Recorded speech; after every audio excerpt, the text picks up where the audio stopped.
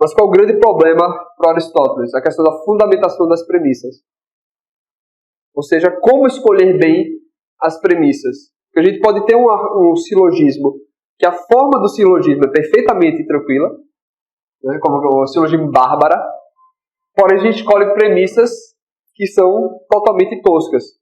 Ou premissas verdadeiras, mas que não tem nada a ver uma com a outra. Então, como para Aristóteles a verdade da conclusão depende da verdade das premissas, a questão é a seguinte: de onde vem a verdade das premissas? E aí entra justamente na grande dificuldade, na grande problemática da indução e da dedução, da articulação dessas duas questões. A parte indutiva e a parte dedutiva. Porque justamente a indução ela parte de objetos em suas individualidades e vão tentar formular generalizações. Já os axiomas, a parte dedutiva, ela vai partir de axiomas que são tidos como absolutamente certos e simplesmente fazer silogismos para descer para os mais particulares. Então, os dois grandes problemas é o seguinte. O grande problema da indução é saber justamente quantos eventos ou quantos indivíduos de um mesmo tempo que a gente entra em contato são necessários para justificar uma generalização. Quantas repetições eu tenho que ter de um mesmo fenômeno para justificar que isso se aplica a todos os fenômenos. Como a gente viu, os objetos individuais decorrem da nossa experiência, da nossa imaginação. Então, o processo de você contar e generalizar esses eventos, indivíduos de um mesmo tipo, seria esse processo indutivo, a epagônia. Mas as generalizações feitas pela indução sempre vão ter um grau de incerteza. Então, por outro lado, o grande problema da dedução está em saber quais são finalmente esses princípios primeiros que fundamentam toda a cadeia argumentativa. Mas ainda, por que esses princípios primeiros precisariam ser provados ou demonstrados e como a gente faz isso? Se todo conhecimento decorre do conhecimento anterior, de onde decorre o último conhecimento que a gente tem? Então, o processo dedutivo ele pode, simplesmente partindo de premissas, tirar as conclusões, mas tem também a busca dialética, que é o regresso da justificação. Ou seja, partindo dessas premissas como meras hipóteses, o que é que fundamenta essas hipóteses? E aí você vai ter aquela figura do nous, que é a inteligência, que o Platão trata lá na divisão da linha, que seria a ideia da impressão intuitiva dos primeiros princípios, que são auto-evidentes. Já eu falo um pouco melhor sobre isso, mas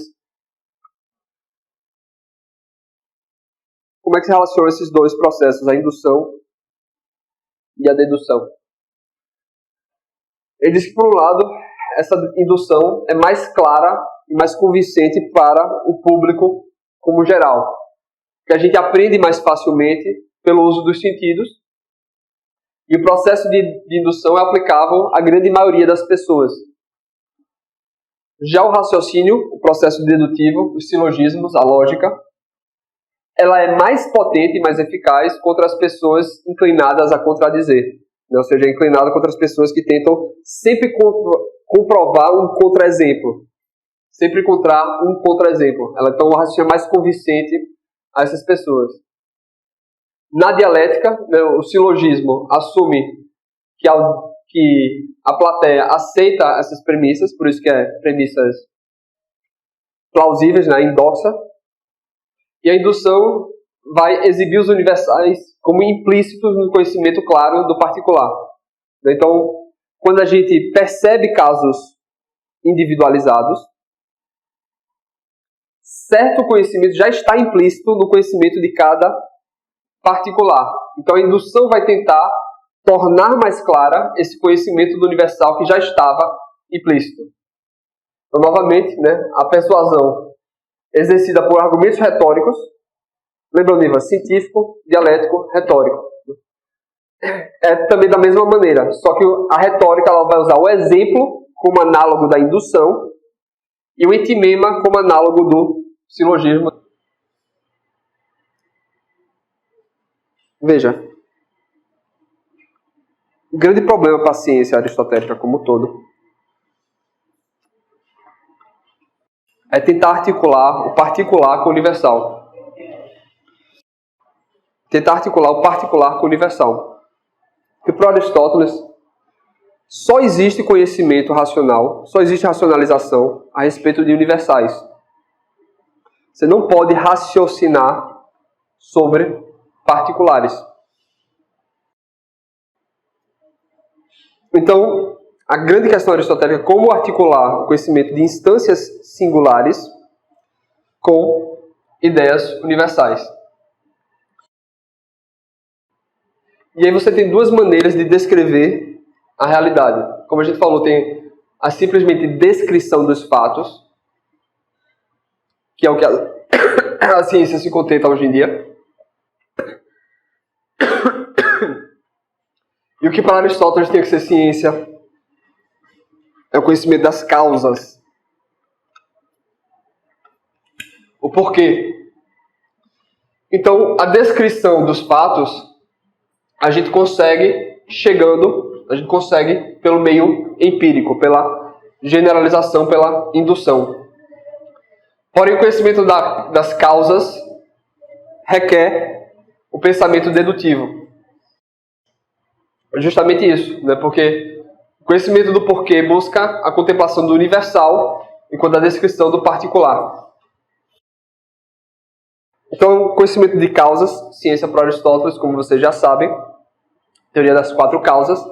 As explicações científicas podem falar da forma, ou seja, da quididade das coisas, da matéria, a causa inicial, né, o que é que deu o pontapé para a coisa, ou o que Aristóteles considera o mais importante, a causa final, o propósito das coisas. Então a explicação científica tem que tratar de alguma dessas causas, de algum do porquê das coisas, a partir de um desses 4 ângulos. E aí está a grande problemática que a gente falou entre indução e dedução.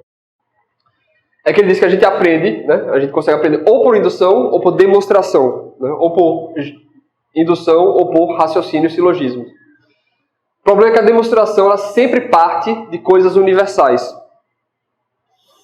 E a indução parte de coisas particulares. E aí é o que entra aquela questão da abstração.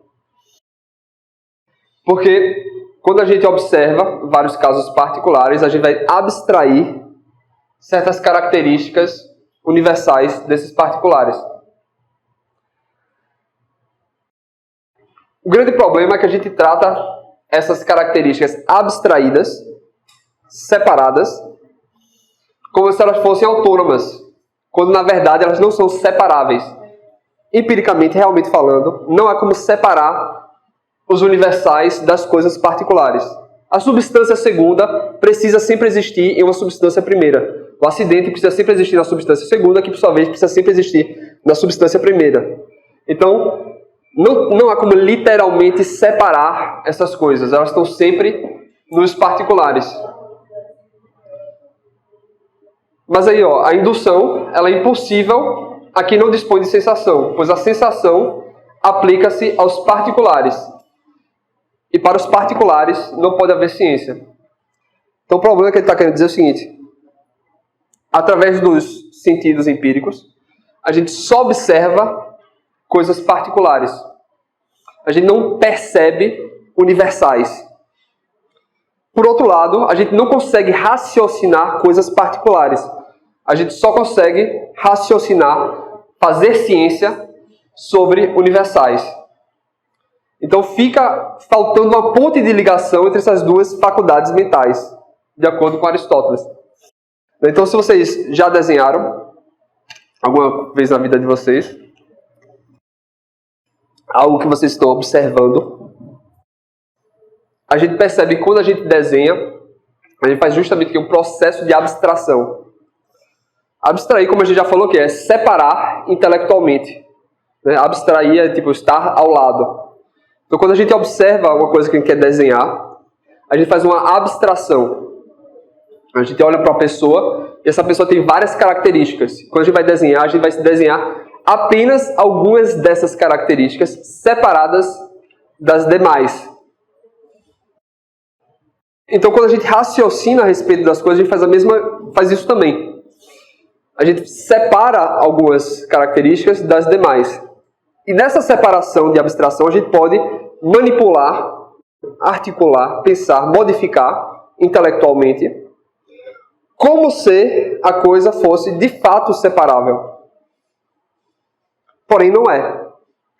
Então, no campo racional das abstrações, a gente pode fingir que uma característica é manipulável e que essa manipulação não terá efeito sobre as demais características. É como quando você está desenhando e você faz uma caricatura. Essa manipulação que você fez, se fosse feita na vida real, sei lá, por fazer o nariz grande, você puxa o nariz grande, você vai ter um efeito sobre as demais coisas. Então, quando a gente está raciocinando, muitas vezes, a gente faz cenários hipotéticos, que a gente articula certas variáveis como se fossem, de fato, separadas das demais, quando, na verdade, elas não são. Então, não dá para a gente fazer uma articulação única sem afetar as outras. Isso é feito de todas ao método indutivo. Porque quando a gente faz essa abstração, várias coisas, não tem a ideia da totalidade, então o nosso pensamento pode se desviar, basicamente isso. Veja, eu não diria necessariamente o processo indutivo.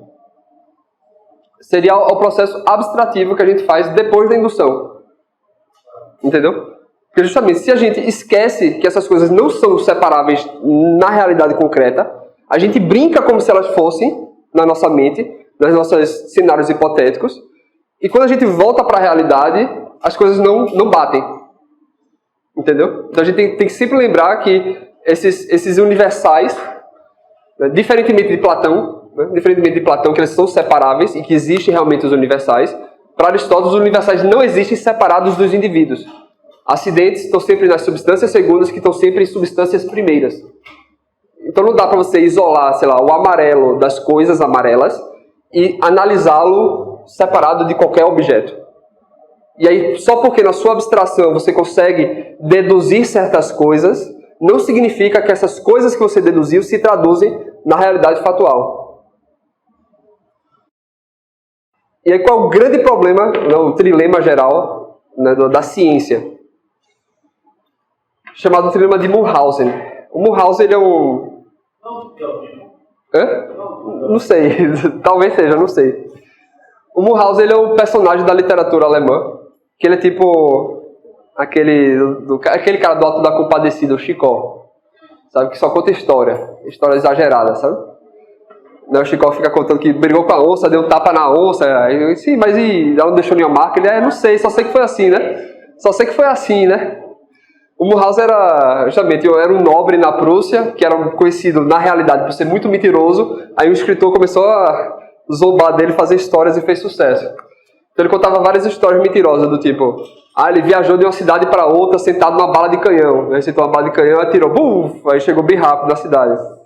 E uma dessas histórias que ele diz é que ele estava andando a cavalo num pântano e caiu na areia movediça. Aí o cavalo começou a cair. E ele se salvou puxando o próprio cabelo. Né? Ele tirou ele e o cavalo da areia movediça puxando o próprio cabelo. Então o trilema de Munchausen é uma alegoria a isso, né? Uma pessoa se tirar da areia movediça puxando a si próprio. Tipo você entrar num balde, né? Pisar no balde e se levantar assim, né? Impossível. Então, se as premissas precisam estar... Se a verdade da conclusão precisa estar fundamentada na verdade da premissa, e a verdade da premissa fundamentada na verdade de outras premissas, e por aí vai, você cai nesse trilema. Primeiro, é regressão ao infinito. É tipo, como é o Zequinha, né? Por quê? Por quê? Por quê? Por quê? Por quê? Por quê? Por quê? Por quê? Por quê? Por quê? Por quê? Por quê? Você não pode fazer isso infinitamente e nunca parar. Porque senão você nunca vai ter uma fundamentação da verdade que permite todo o pensamento. Então tem que parar em algum ponto. Segundo seria o argumento circular. A por causa de B, por causa de C, por causa de A. E o terceiro problema seria um postulado arbitrário. Porque sim e pronto. Então, como é que Aristóteles tenta fugir desse trilema? Através dos usos de axiomas, que para ele são premissas autoevidentes, que serviriam como ponto de partida para evitar esse trilema. E aí elas podem derivar da intuição, nous, essa captação intelectiva direta dos princípios primeiros, ou da dedução, né, da inferência de aspectos em comum, passando do particular para o universal. Então, o regresso ao infinito é problemático, como a gente disse, porque nunca há um fim, e não havendo um fim, você não tem a verdade primeira que vai fundamentar todo o processo. O processo nunca para. Então, a incerteza, né, como nunca chega a uma certeza, todo o processo é por si próprio incerto. O argumento circular é problemático porque você pode justificar qualquer coisa. Do tipo assim, se não estiver chovendo, vocês têm que me dar 10 reais. E vocês têm que me dar 10 reais porque vocês estão me devendo dinheiro. Vocês têm que me dever dinheiro porque não está chovendo. Fica uma coisa, justifica a outra e você pode inventar qualquer coisa. E o terceiro problema é justamente o axioma arbitrário, que geralmente o pessoal faz alusão à figura lá da mitologia índia. Como assim mitologia? Não, é uma alusão só. Tipo, não, só Mas parece que exato, né? A ideia é que a Terra está sendo sustentada por 4 elefantes. E certo, e o que é que sustenta os elefantes? Há uma tartaruga. Certo, e o que sustenta a tartaruga? Nada, é isso, é a tartaruga. É a tartaruga que sustenta tudo. Entendeu? Então, justamente, acredite, né? E aí, justamente, o Aristóteles vai dizer o quê? Veja, esse é o ponto realmente central, assim, na concepção aristotélica de ciência e tudo mais. A nossa doutrina é a de que nem todo conhecimento é demonstrativo. Nem todo conhecimento é demonstrativo. Então Aristóteles aceita que existem conhecimentos que não decorrem da dedução. Mas que o conhecimento das proposições imediatas é, pelo contrário, independente da demonstração. Então, para Aristóteles, há certos conhecimentos que não são demonstráveis racionalmente, que não são justificáveis em silogismos. Mas eles têm que ser captados, intuídos. Justamente porque são conhecimentos que estão pressupostos em todo o processo do pensamento. Então, da mesma maneira que nem tudo é definível, as categorias e o individual, nem tudo é demonstrável, porque a demonstração pressupõe outras coisas. Então, para que você possa fazer uma demonstração válida, você precisa aceitar certos conhecimentos e você teria que conhecer por um outro lado, por uma outra maneira, né, que seria o espírito. E aí que entra a questão da ciência.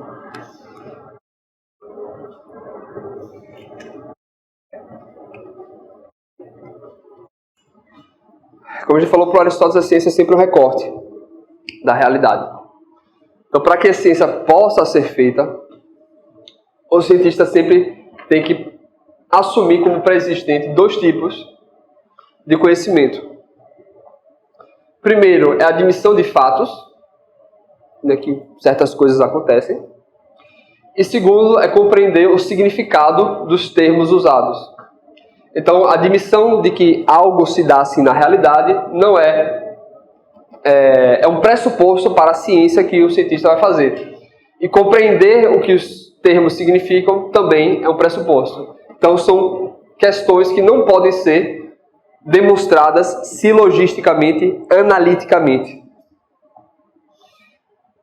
Então, as premissas desse conhecimento demonstrado sempre tem que ser, e aí são os silogismos científicos, as conclusões dos silogismos científicos têm que se basear em premissas que são verdadeiras, primeiras, imediatas, mais conhecidas e anteriores que a conclusão, e por último, ligadas como efeito para uma causa.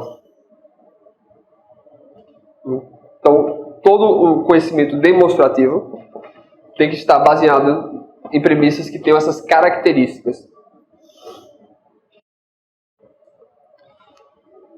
E o que significa cada uma dessas características? Elas têm que ser verdadeiras porque a gente não pode conhecer algo que não existe. Primeiras e demonstráveis porque senão essas premissas precisariam de uma outra demonstração e a gente cai naquele processo ao infinito. Então tem que estar baseado em algo que não precisa de demonstração. E tem que estar relacionada como causas porque só o conhecimento causal é científico. Anteriores e mais conhecidas, e aí entra mais uma complicação. Que Aristóteles faz uma diferença entre o que é anterior e mais conhecido por nós, individualmente, e o que é anterior e mais conhecido de modo absoluto.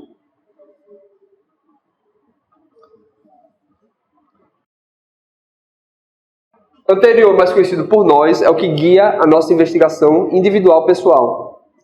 A gente não pode, individualmente falando, justificar uma conclusão por coisas menos conhecidas e coisas que se dão depois daquilo que a gente está procurando.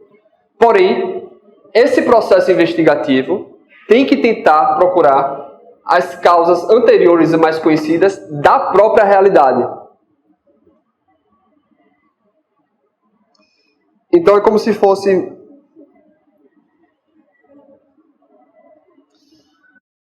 aquilo que você conhece e aquilo que fundamenta o que você está tentando conhecer. Então, sei lá, estou tentando inventar algum exemplo aqui de praxe, um exemplo de improviso. Você quer entender por que o esporte ganha tanto campeonato pernambucano. E aí você começa a investigar partindo do que você conhece a respeito do campeonato pernambucano, do esporte, do futebol, não sei o que lá. Mas você vai ter que procurar as causas de modo absoluto que fundamenta o fato do esporte ganhar muito. Aí você vai ter que entrar na história do Clube dos 13, e por aí vai, do campeonato de 87, do financiamento, né? Então, partindo do que você conhece agora, você vai procurar o que é que de fato fundamenta esses títulos que ele tem. Ficou confuso ou não? Você vai procurando várias alternativas, mas você tem que focar naquelas que realmente importam. Que realmente definem o tal fato. Isso, em modo absoluto, né? O que é anterior? Por que o esporte ganhou tanto na década de 2000? Eu acho que está melhor, talvez, na década de 2000. Por que ele ganhou tanto na década de 2000? Então você vai partir daquilo que você conhece, e está mais conhecido, e para você tudo mais, você vai investigar. Mas o que é de fato anterior, de modo absoluto...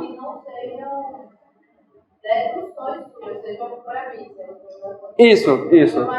As premissas, isso. As premissas da sua investigação é diferente das premissas do que de fato é. Aquilo que você parte da sua investigação é diferente do que a ordem do real é.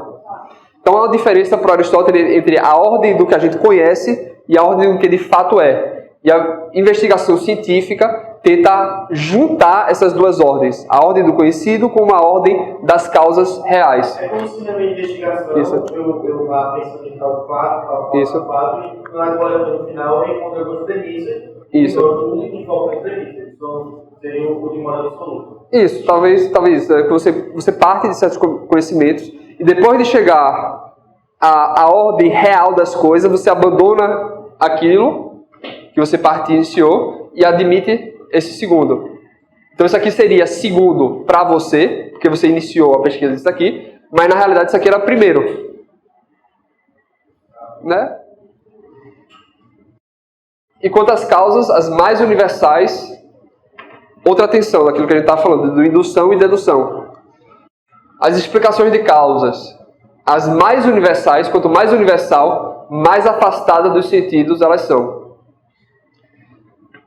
Já as causas particulares, elas são mais próximas dos sentidos. Então elas se apoiam uma à outra. Então as explicações delimitadas, as explicações mais particulares, elas são mais imediatas àquilo que a gente percebe sensorialmente.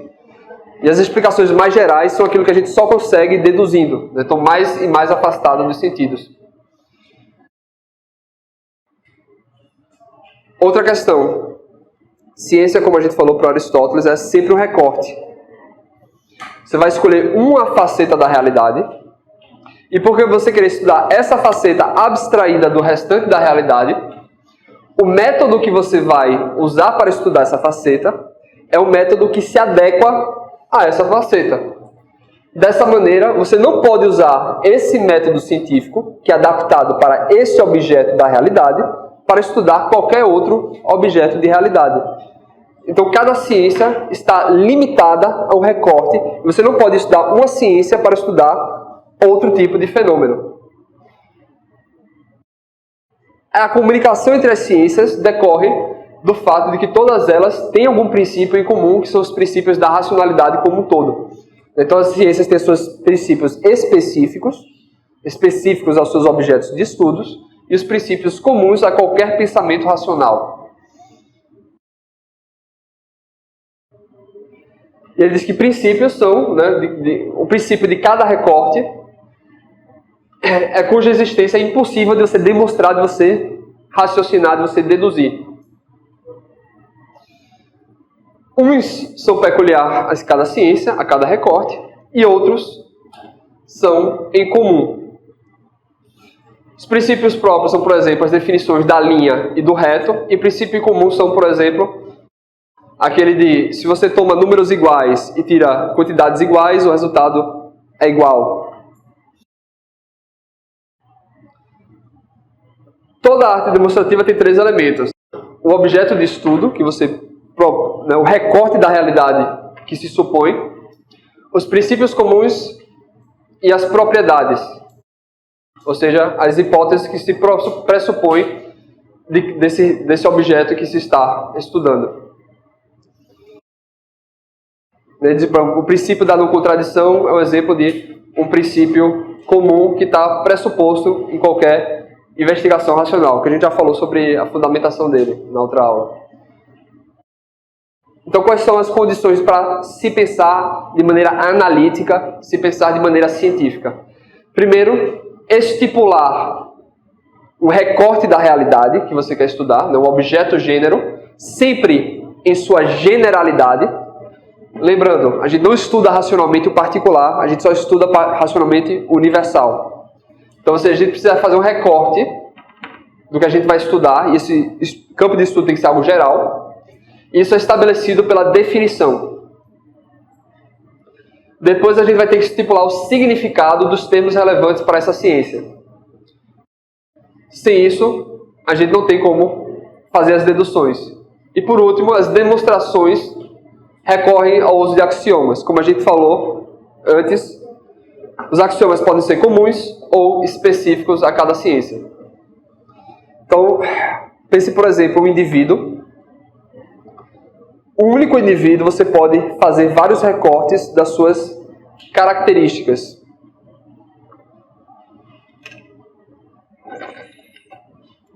Você pode pegar um ser humano e você vai estudar o ser humano sobre diversos vieses, sobre diversos recortes. Você vai estudar o ser humano enquanto um ser que tem mente, que tem personalidade, e você vai estudar então a psicologia do ser humano. Ou você pode estudá-lo como um ser que se move, e aí você vai estudar aquele indivíduo como um ser físico, um ser que se move. Então você vai estudar, sei lá, a física do esporte. Você pode estudar a área que esse corpo ocupa. Então você vai estudar matematicamente esse mesmo corpo. Ou você pode estudar, sei lá, o processo da química no estômago dessa pessoa. Então você vai fazer esse recorte. Então cada perspectiva que você vai estudar é um recorte, é uma faceta da realidade. E lembrando, você não vai estudar este indivíduo fisicamente, mas você vai estudar este indivíduo enquanto um ser que se move. Então, o estudo da física não se aplica ao indivíduo, mas a qualquer ser que se move. Então, cada ciência vai ter os seus próprios princípios, os seus próprios recortes, as suas próprias regras, e vão deduzir as consequências desses princípios, silogisticamente. Então, obviamente, uma ciência não pode falar da outra, a não ser que tenham princípios semelhantes e objetos semelhantes. Então, Aristóteles diz que você pode ter uma hierarquia de uma ciência que está subordinada à outra, e aí haverá comunicação entre as duas, na medida que há comunidade. Então, quando a gente estuda química, por exemplo, você tem a química orgânica e você tem a química inorgânica. Isso é possível ter alguma articulação, porque ambas as químicas têm pressupostos em comum. Então, a química pode dialogar com a orgânica e pode dialogar com a inorgânica. Porém, apesar de haver pontos de encontro, há também pontos de separação entre as duas. Então, aquilo que se aplica apenas à química inorgânica não pode ser traduzido para a química orgânica e vice-versa. Então, a ciência sempre vai fazer um recorte, uma delimitação do objeto de estudo dela, e ela vai tratar de um método que limpa, que tira do campo de estudo, que tira do campo de análise racional, todos os fenômenos da realidade que não se comportam de acordo com esse recorte. Então, o método científico só permite passar os dados da realidade que estão de acordo com o filtro que ele está fazendo. O problema é que cada método científico vai excluir aqueles fenômenos, aqueles acontecimentos, aqueles dados da realidade que não se comportam, que não se encaixam no recorte metodológico que ele está fazendo. Então a gente termina encontrando de maneira muito comum, né, um certo esquizofrenia científica. O cientista, ele está tão envolvido no seu papel social, ele está tão envolvido na sua profissão, que ele esquece os fenômenos que estão fora do recorte científico que ele está fazendo. Então eu digo que é esquizofrênico porque a ciência só opera através de recorte. Então o pressuposto da ciência é a separação entre o objeto de estudo e o restante dos fenômenos. Mas depois ele fica tão focado nesse recorte, nesse estudo especializado, que ele esquece da realidade fora desse recorte. E depois renega, diz que não existe. Mas ele só pode fazer ciência na medida que ele exclui, na medida que ele admite que o recorte de estudo dele é diferenciado do restante dos fenômenos. Né? Isso, por vezes, chega a ser comum nas ciências humanas. Né? Ou seja, a gente está tão focado na metodologia de fazer um recorte de estudo dos seres humanos que a gente esquece que eles existem, que esses outros fenômenos que a gente excluiu do nosso estudo fazem parte, inclusive, da nossa própria vida, da nossa própria existência. Então, assim, é muito importante a gente ter cuidado de reconhecer os recortes e que as expressões, os conhecimentos produzidos por uma ciência devem presumir esses recortes feitos. É que eles só têm validade na medida em que são recortes e não têm aplicabilidade geral, aplicabilidade a tudo, aplicabilidade aos fenômenos que estão fora desse recorte. Então a questão é como é que você articula conhecimentos das diversas ciências, se as ciências sempre são especializações, delimitações. E aí o método que o Aristóteles vai tentar propor para fazer a ponte, a conversa entre os diversos recortes analíticos, é através da dialética. Então, na próxima aula a gente vai entrar na dialética, que seria, né, o método que, partindo de princípios em comuns, ele pode falar sobre qualquer área do conhecimento. Se a analítica, ela sempre só pode se delimitar a um recorte da realidade, não pode, a partir desse recorte, generalizar, a dialética vai tentar ter um único método que se aplique a todo e qualquer conhecimento, qualquer que seja. E por não ser um recorte delimitado, ela não pode ter o mesmo grau de precisão que o pensamento analítico tem, mas o máximo que ela pode é almejar um grau de probabilidade. Então, na próxima aula a gente entra na dialética e aí tenta esclarecer como é que articulam os dois para avançar no conhecimento a respeito da realidade. Tem um livro que é muito bom, mas difícil, que é o tese de doutorado, que trata justamente dessa temática. A articulação entre analítica e dialética em Aristóteles. Tem várias cópias aqui na biblioteca do Cefis. É realmente um trabalho de respeito, muito, muito bem feito.